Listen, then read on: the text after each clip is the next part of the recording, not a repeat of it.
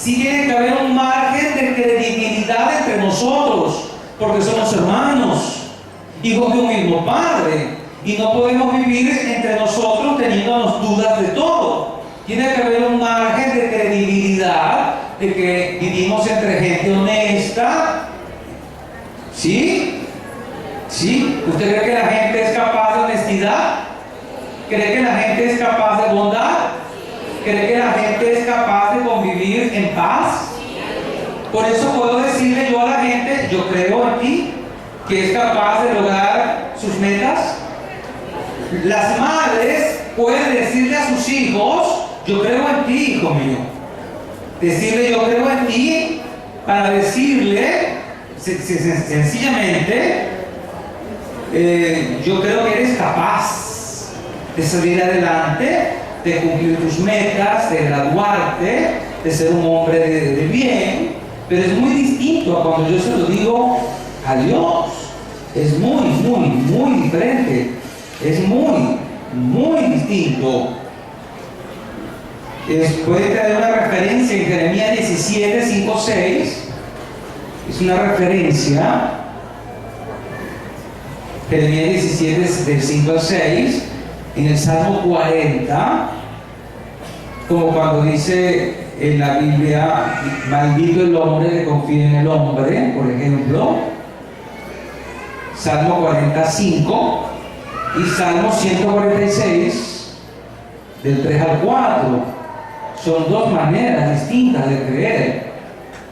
Ahora bien, creer en Jesucristo, el Hijo de Dios. El cristiano, o para el cristiano, creer en Dios es inseparablemente creer en aquel que Él ha enviado. Somos cristianos, creemos en Dios, pero también creemos en quien Él envió, en Cristo Jesús. Cristo Jesús, su Hijo amado, en quien Él ha puesto sus complacencias. Marcos 1, lo dijo el Señor cuando fue bautizado en el Jordán. Dios nos ha dicho que le escuchemos. Marcos 9, escúchenlo, este es mi Hijo amado, escúchenlo, en quien he puesto mis complacencias, escúchenlo. Marcos 9, 7, el mismo Señor, o el mismo dice a sus discípulos, creer en Dios, también creer también en mí. Juan 14, 1. O sea, está comparándose al Padre. Creer en Dios, creer también en mí. O sea, se está equiparando al Padre. ¿De acuerdo? Ahí es totalmente igual. Si creen en Dios, crean en mí también. No es cualquier hombre, no es cualquier profeta, es el Hijo de Dios, es el Mesías. Juan 14, 1. Podemos creer en Jesucristo porque es Dios. Para nosotros es Dios, para los cristianos es Dios. Podemos creer en Jesucristo por eso. El Verbo hecho carne, el Dios encarnado. A Dios nadie le ha visto jamás. Dice la palabra, el Hijo único que está en el seno del Padre, Él lo ha contado. Juan 1:18. Amén. Porque ha visto al Padre. Cristo ha visto al Padre. Juan 6:46. Él es único en conocerlo y en poderlo revelar. Por eso Cristo nos revela al Padre. Cristo nos muestra al Padre, y todo lo que el Señor Jesús nos habla acerca del Padre es digno de confianza. Todo lo que Él ha visto el Padre nos lo ha dado a conocer. Y creer en el Espíritu Santo, no se puede creer en Jesucristo sin tener parte en su Espíritu. Si yo digo que creo en Cristo, es porque tengo parte en su Espíritu. Amén. Si yo digo abiertamente, creo en el Espíritu, creo en Cristo, es porque ya tengo parte en su Espíritu Santo. Es el Espíritu Santo quien revela a los hombres quién es Jesús. Si yo creo en Jesús, es porque el Espíritu Santo me lo ha revelado. Amén. Porque nadie puede decir Jesús es Señor sino bajo la acción del Espíritu Santo. Gloria a Dios.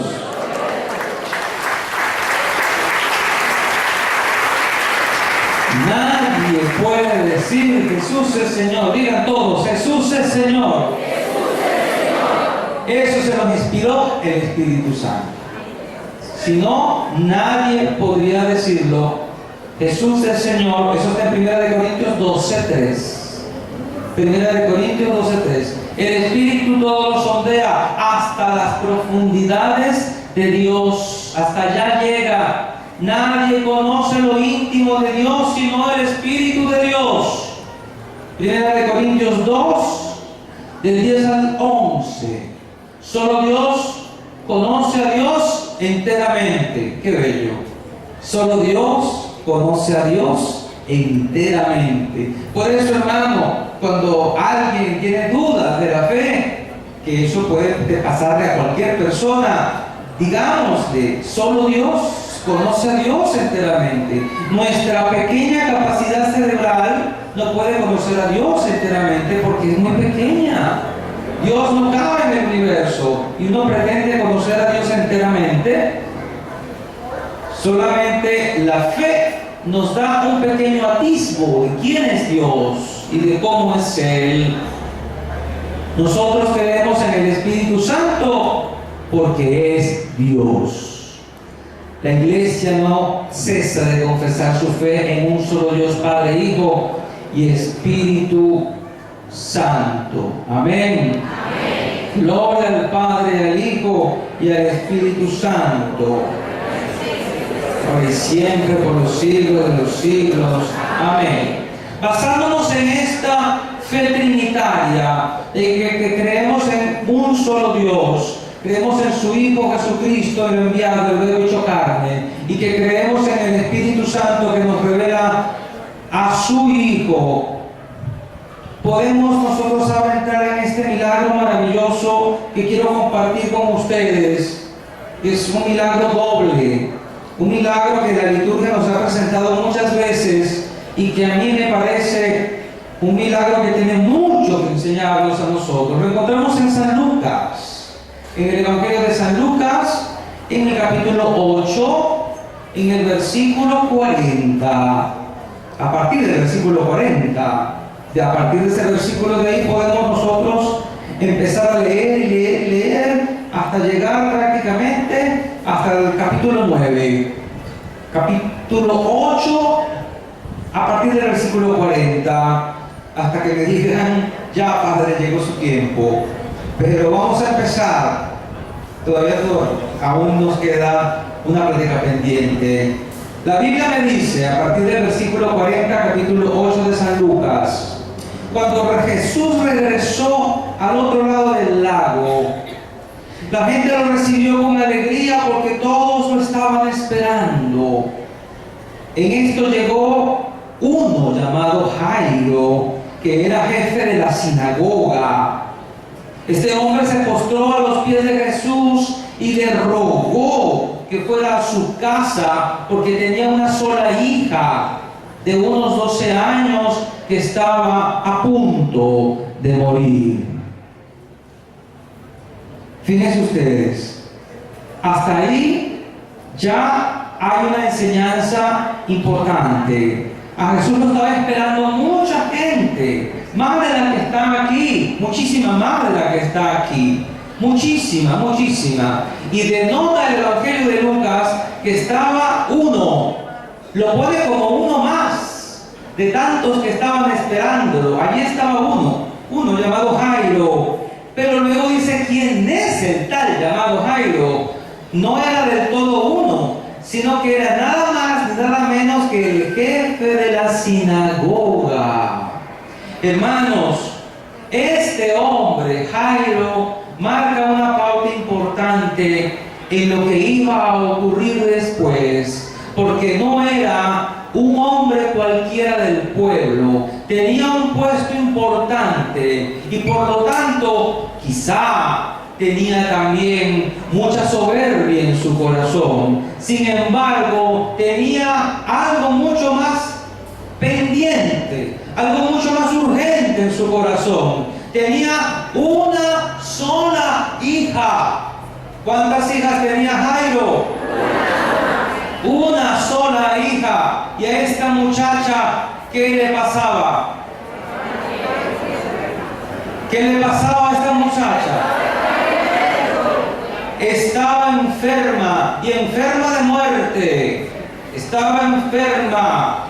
Y dice la palabra de Dios, este hombre se postró a los pies de Jesús. Dios mío, yo no sé si usted cae en cuenta lo que la palabra de Dios me dice aquí. Este hombre, el jefe de la sinagoga, está haciendo nada más ni nada menos que un acto de humillación. Hermano, el jefe de una sinagoga no se iba a poner de rodillas delante de un predicador ambulante, delante de un hombre al que todo el mundo seguía para arriba y para abajo, delante de un taumaturgo, un milagrero.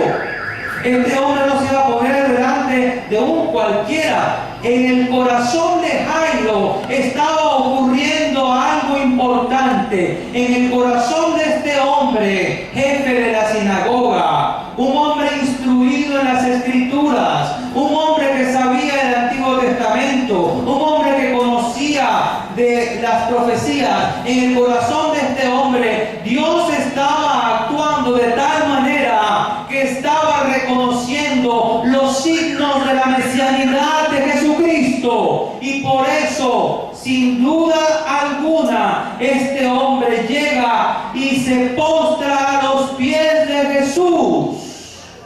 Yo no sé si usted se da cuenta de lo grande que esto significa. Este hombre dejó atrás su orgullo. Este hombre dejó atrás años de estudio. Este hombre dejó atrás años de un comportamiento soberbio. Este hombre dejó atrás hasta su cargo. Dejó atrás su cargo. Dejó atrás hasta su modo de alimentación. Dejó su trabajo a un lado para postrarse delante del Verbo encarnado, del Hijo de Dios. Este hombre reconoció en Cristo al Hijo de Dios. O sea, se despertó en aquel hombre la obediencia de la fe. Se despertó la fe. ¿No se dio cuenta usted, hermano, en lo que pasó aquí? En unos pequeños versículos ocurre algo maravilloso, ocurre algo fabuloso. Un hombre importante de aquella zona se humilla a los pies del carpintero de Nazaret y se postra. Yo no sé si usted se ha postrado alguna vez delante de algo o delante del Santísimo. Postrarse quiere decir tirarse al piso. Postrarse quiere decir arrastrarse al piso. Postrarse quiere decir humillarse hasta abajo. Postrarse quiere decir dejar toda su humanidad en el piso. Postrarse quiere decir someterse delante de alguien que es alguien más que uno. Y este hombre lo hace. Quizá aún usted no ha caído en cuenta, pero este hombre se postró a los pies de Jesús y le ruega. Le ruega. ¿A quién se le ruega, hermano? Normalmente a Dios se le ruega. O se le ruega a alguien más importante, con más poder, con más potestad, con más dinero, o con más capacidades, en fin, a alguien de quien se quiere obtener algún bien, algún favor. Y este hombre le ruega que fuera a su casa, porque tenía una sola hija de 12 años que estaba a punto de morir.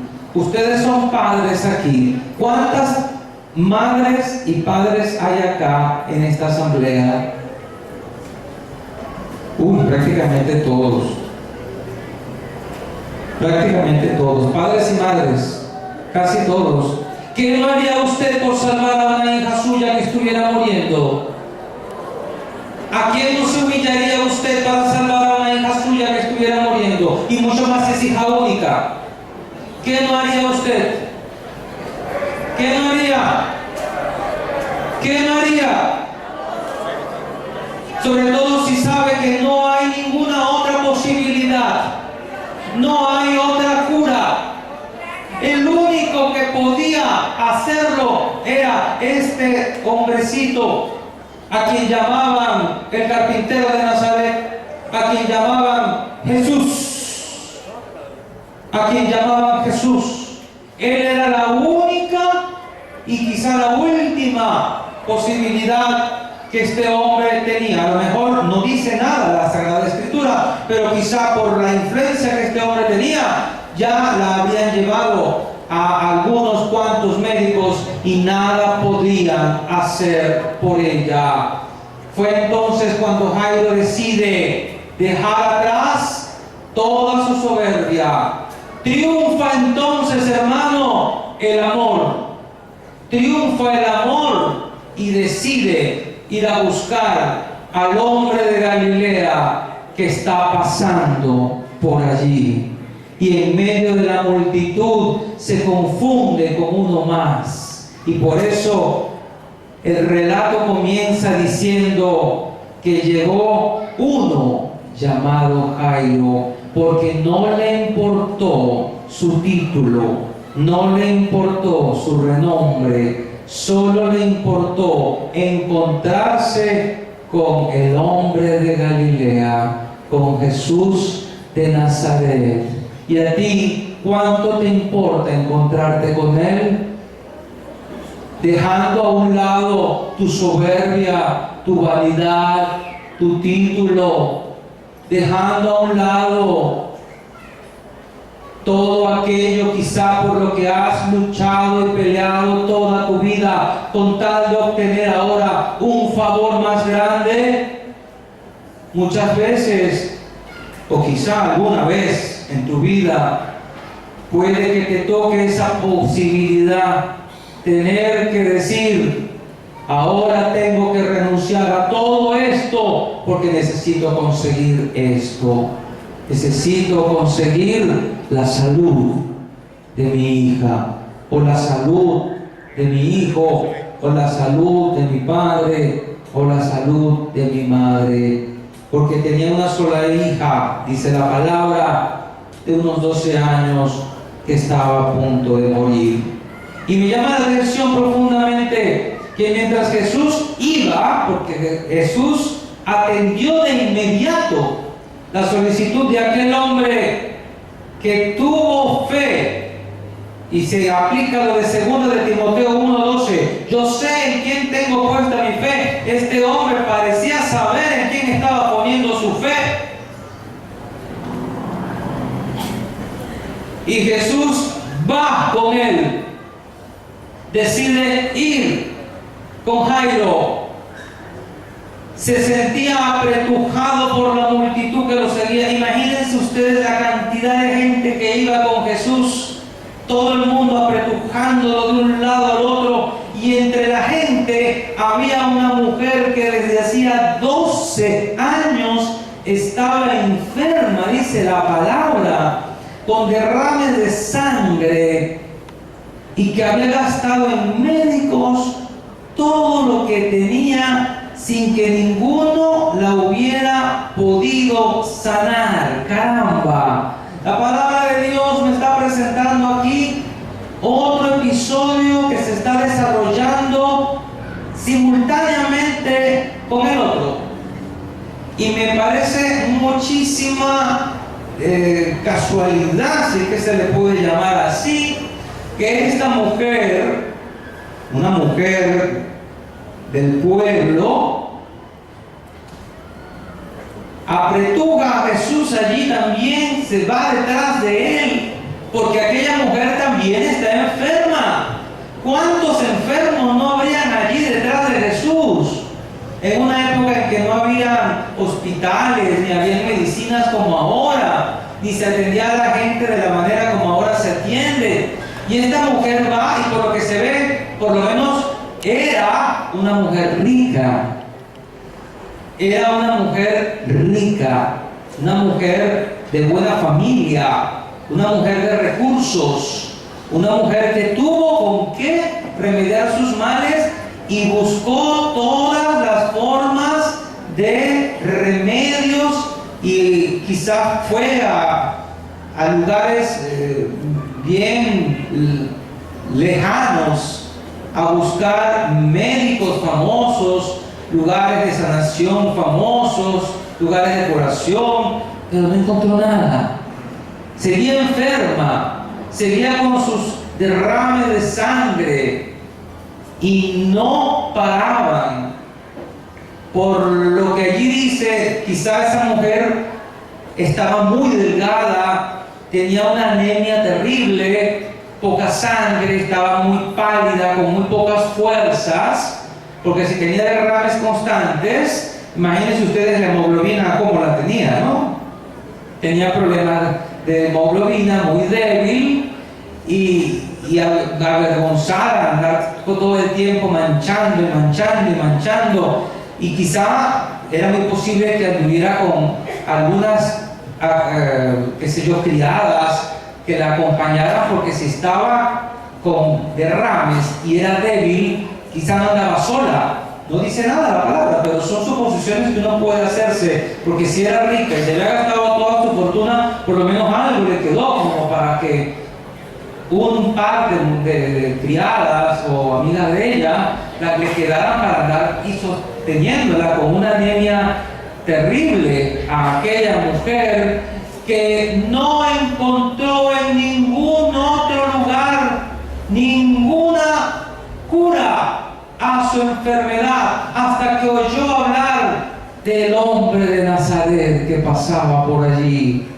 Jesús de Nazaret, que curaba a los enfermos, que hacía caminar a los paralíticos, que hacía ver a los ciegos, que hacía oír a los sordos y que hacía cosas extraordinarias. Y tenía 12 años con aquella enfermedad. Parece mucho tiempo para una enfermedad de este tipo, muchísimo tiempo. Quizá este número pueda ser simbólico, porque la hija de Jairo también tenía 12 años. Y la mujer ahora con 12 años de problemas con sus derrames. Lo cierto es que dice la palabra de Dios que había gastado todo en médicos. Y miren, hermanos, ese cuento yo me sé unas historias muy grandes. Gente que ha gastado toda su fortuna en médicos. Toda su fortuna en médicos. Y no han podido con ellos. Y solo cuando buscan a Jesús son sanados. Son sanados.